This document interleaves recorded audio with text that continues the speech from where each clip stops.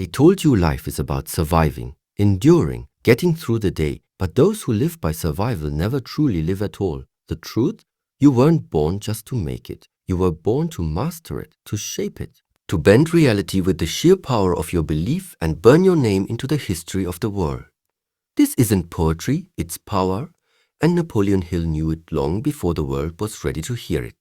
The greatest lie ever sold was that success is luck, that greatness is reserved for the chosen few. But so foreign that wealth, purpose, power, they happen to other people. Hill destroyed that lie with one sentence. Whatever the mind can conceive and believe, it can achieve. Not hope, not wish, believe. But belief without discipline is a dream. Discipline without vision is slavery. You must ignite both and keep the flame alive even when the world rains on your fire. Especially then. Look around, millions wake up every day dragging their dreams like dead weight. Punching clocks, checking phones, living on autopilot. They don't lack intelligence, they lack alignment. They're building someone else's dream while burying their own. You want a better life? Start here. Take command of your thoughts. Your mind is a battleground. Every second, it's taking orders from your fears, your habits, your environment, or from you. And if you don't give it orders, it'll follow the loudest voice, usually the voice of doubt. Thomas Edison failed 10,000 times before he brought light to the world. He didn't see failure. He saw data. He didn't lose belief, he deepened it. Because belief isn't something you feel, it's something you fight for. Every single day. And belief begins with thought. Thoughts backed by purpose, Hill said, become irresistible forces. So ask yourself, not just once, but every morning, what am I thinking? Why am I thinking it? Who put this thought in my head? You weren't born with limits. You inherited them from your parents, your school, your surroundings, from a system designed to make you obedient, not powerful. But Hill was clear. You are the master of your fate, the captain of your soul. You build a better life the way Ford built cars. Not by praying for one, but by assembling it piece by piece. The factory is your daily habits. The blueprint is your mind. And the engine, that's your purpose. And that's where most people stop, because purpose is uncomfortable. It demands sacrifice. It doesn't whisper, it screams. It asks you to walk alone when no one claps. It demands you look in the mirror, strip away the lies, and confront the truth. You are not doing all you could. That's not shame, that's fuel. That's life begging you to rise. You want to rise? And stop feeding your distractions. Start feeding your vision. Vision doesn't come from scrolling. It comes from stillness, from silence, from imagining a version of yourself so powerful it terrifies the old you. Vision is what pulled Carnegie from poverty, what drove Rockefeller to build empires, what lifted Oprah out of trauma, what lifted Lincoln out of despair. But vision without clarity is chaos. You must write it, speak it, see it in your mind's eye before the world ever does. Because clarity is the seed and discipline is the water. Discipline isn't punishment, it's proof. Proof that you meant what you said when no one was watching. Discipline is going to bed early when your friends party. Waking up when your body begs to sleep. Saying no to the short term so you can say yes to legacy. Hill didn't say wish and grow rich. He said think and grow rich. That means strategy. That means action. And it means faith in yourself so unshakable, you'd keep building even if the entire world called you insane. Just like Disney. Just like Henry Ford did when they laughed at the idea of a car for the common man. Just like every soul who rose from nothing and became more than a name, they became a message. And your life? It's becoming a message too. The question is, what kind? So choose. Choose your thoughts. Choose your inputs. Choose to surround yourself with people who don't just talk about growth, but demand it. Choose to cut the habits that chain you to mediocrity. Choose to stop waiting for motivation and build discipline instead. Motivation is wind. Discipline is the sail. And when the storm hits, and it will hit, you'll be ready. Not because you're stronger than the storm, but because you've trained yourself to be the storm. You don't need more time. You need more intensity. You don't need luck. You need relentless inner clarity. You don't need another plan. You need to execute the one you've been ignoring. A better life is not found. It is forged in fire, in focus, and in faith. So you want a better life? Then burn the bridges behind you.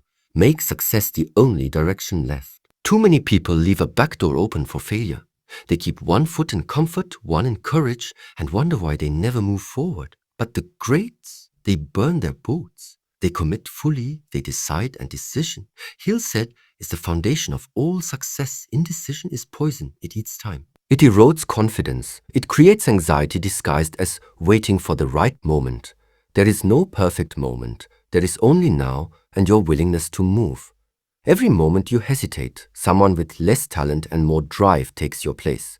And that drive, it's not magic, it's cultivated. It's built through action. Action is the cure to fear. Every time you act, you reclaim your power. And power doesn't come from knowing what to do, it comes from doing it. You must stop analyzing life and start engaging with it. Success doesn't belong to the smartest. It belongs to the most relentless. The ones who fall 7 times and rise 8. The ones who turn pain into propulsion. The ones who take rejection not as a verdict, but as a challenge. You were not built for mediocrity. Your heart was not designed to beat for average. You're wired for creation, for expansion. You carry within you the same force that built empires, wrote symphonies, conquered the impossible. The only thing stopping you is your own permission. So grant it. Give yourself permission to dream wildly, to act boldly, to fail beautifully and rise with more wisdom than before. Because failure, Hill said, is not defeat. It's a temporary signal, an indicator that you're stretching, that you're alive. The real failure? Playing it safe, staying small, letting the opinions of cowards cage the roar inside. A better life is not a life without pain. It's a life where pain becomes purpose, where every setback is fuel, where every doubt is drowned by decision. You want wealth? Then become wealth, not just in dollars, but in thoughts, in habits, in energy. Wealth is not something you chase. It's something you attract by the person you become. And that person, that identity, it's shaped in the dark, when no one sees, when no one cheers. It's shaped when you show up anyway. Hill taught us that autosuggestion, the power of repeated belief, rewires the mind. So speak your greatness daily. Not like a hope, but like a fact. I am becoming powerful. I am building something eternal. I am worthy of this vision. The world doesn't give you what you want. It mirrors who you are. So become the person who earns it. Study relentlessly. Adapt constantly. Surround yourself with giants, even if only through books, speeches, and audios. You become who you listen to, who you watch, who you allow to shape your worldview. Don't feed your spirit with junk and expect it to produce diamonds. Fill your mind with purpose. Speak with intent. Walk like your future is watching, because it is. Every move you make becomes a brick in the house you're building, and the cost of laziness today is regret tomorrow. Don't build a life you need a vacation from. Build a life that sets your soul on fire every morning. Build it through clarity, through focus, through uncompromising integrity with yourself. Because how you do one thing is how you do everything. Every time you take the shortcut, you program your mind to quit. Every time you lie to yourself about starting tomorrow, you weaken your inner warrior. And warriors don't wait, warriors train. Even when it hurts, even when it's dark. Especially then, because the world is watching, and so is your future. The version of you 10 years from now is shaped by the choices you make today. So decide who you're becoming. Decide what kind of legacy you're leaving. Decide that nothing, no failure, no fear, no delay will stop you from becoming the proof that greatness is possible. A better life begins with a better standard. Raise it, hold it, live it, and never again apologize for wanting more. So what does it really mean to raise your standard? It means you no longer tolerate your own excuses. You stop letting yourself off the hook when no one's watching. You stop confusing arrest with procrastination and waiting with fear. You raise your standard when mediocrity becomes repulsive to you, when comfort feels like a slow death, when you start demanding more of yourself, not because others expect it, but because your vision deserves it. This is the mental blueprint of every titan that Napoleon Hill ever studied. Carnegie didn't become a steel magnate because he was the smartest man in the room. He did it because he refused to lower his standards, no matter how long it took or how hard it got. Ford didn't revolutionize the world because he had degrees or connections. He did it because he had a vision that burned hotter than his fear of failure. Hill called this definiteness of purpose, and it is the cornerstone of every great life. Without purpose, life is random. With it, life becomes a mission. You don't stumble into greatness. You build it with conviction. You hold a clear target in your mind, and you never let go, no matter how much the world tries to distract you. Clarity is a weapon, And in a world addicted to noise, your ability to focus is a superpower. So simplify, cut the excess, stop glorifying being busy and start getting intentional. Every yes must be aligned with your higher aim. Every no must protect your focus. This is how you start becoming effective, by designing your day to match your destiny.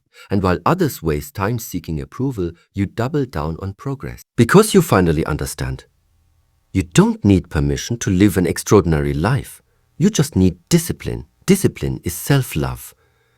It's saying, I care about myself enough to do what's hard now so I can have what I truly want later. It's saying, I don't negotiate with weakness. It's not about perfection.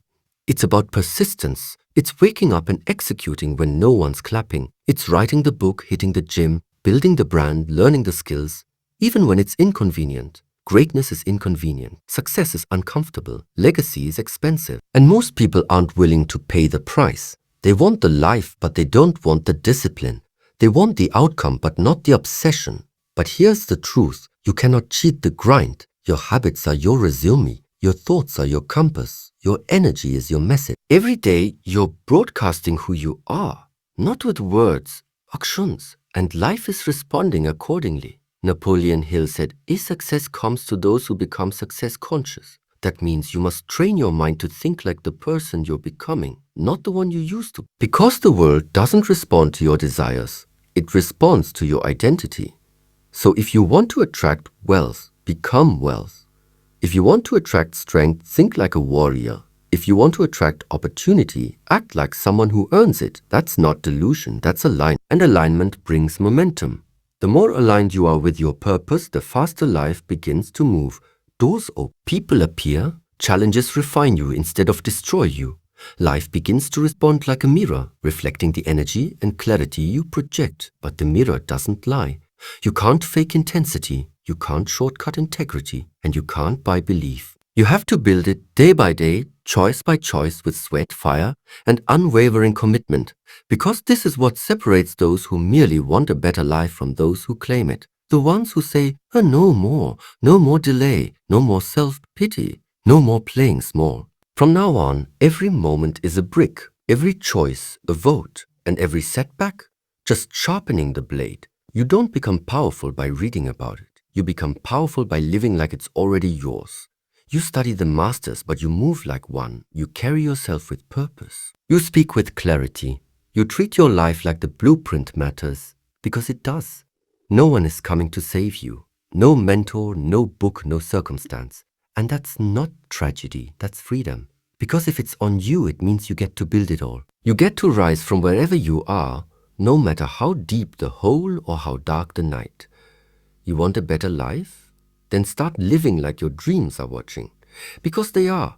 You're not here to blend in. You're here to transform, to walk into a room and change the temperature, to carry a vision so fierce that it bends resistance into cooperation. But none of that happens until you stop living as the version of you that's been shaped by fear and start becoming the version shaped by intention. You don't find that version by looking outside.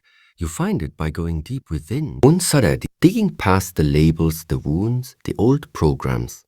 Napoleon Hill understood this better than anyone. He said every human carries within them a silent, sleeping intelligence, a force that can be activated when belief becomes identity, when desire becomes obsession. When a man or woman finally says, I will, but most never say it with conviction. They say, I'll try, or we'll see, or maybe someday. And life answers with silence, because the universe doesn't respond to lukewarm energy. It responds to those who are all in, the ones who speak with certainty, the ones who don't entertain plan B because they've already set fire to anything less than greatness. And that fire, it starts in the mind. You want to change your life? Start with the stories you're telling yourself, rewrite them. Not casually, deliberately. Your internal dialogue becomes your fate. You cannot think like a victim and live like a king. You cannot carry the weight of doubt and expect the results of faith. Hill taught is not religious, it's strategic. It's the force that turns invisible thoughts into visible results. But faith without action is dead. And action without clarity is wasted energy. So you get clear, ruthlessly clear. You sit down, not with your distractions, but with your desires. You ask yourself, what do I truly want? What do I burn for? What kind of life would make my soul erupt with fire every morning? And then you write it in brutal, brilliant detail, because clarity is the birthplace of power, and once it's clear, you move. You build momentum even if it's messy, even if you don't know the how. Hill studied the most successful people of his era, and every one of them had one thing in common.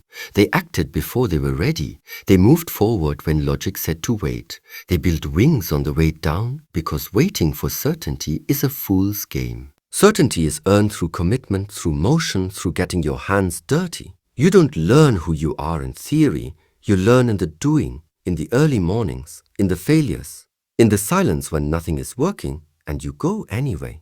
That's where champions are made. Not in the light, but in the grind. So stop asking for easier roads. Start becoming the kind of person who can handle the hard ones. Life doesn't get easier. You get stronger, and the more you strengthen your mind, the less power the world has over you. Discipline becomes your armor. Purpose becomes your compass. And belief, unshakable, unbreakable belief, becomes your fuel. You see, you were never meant to chase a better life. You were meant to become it. Hill said, when defeat comes, accept it as a signal that your plans are not sound, rebuild those plans, and set sail once more toward your coveted goal. That means you don't quit, you recalculate. You don't crumble, you course correct. Resilience isn't just about bouncing back, it's about evolving, learning, adapting faster than the setback can define you. And that kind of evolution, it demands reflection. It demands gratitude, not the fluffy kind, but the fierce kind. The kind that finds strength in failure, that says thank you for the challenge, it taught me where to grow. Gratitude turns pain into perspective. It turns pressure into power. It keeps your heart open in a world that wants to harden it. And without it, you'll build with bitterness instead of vision. You'll work harder but never feel fulfilled. Gratitude anchors you to the truth you're already enough. But you're not done. You're just getting started. And that's the paradox of greatness. Knowing you have everything you need and still pushing for more, not out of lack, but out of abundance. Not to prove your worth, but to express it, your life becomes art. Your work becomes worship. Your days become evidence of a soul on fire. That's the better life. Not just success on paper, but alignment in your spirit. Not just money in the bank, but meaning in your blood. And you earn that not in a single moment, but in daily decisions, in how you speak to yourself, in what you tolerate, in what you let go of, in what you refuse to delay one more day.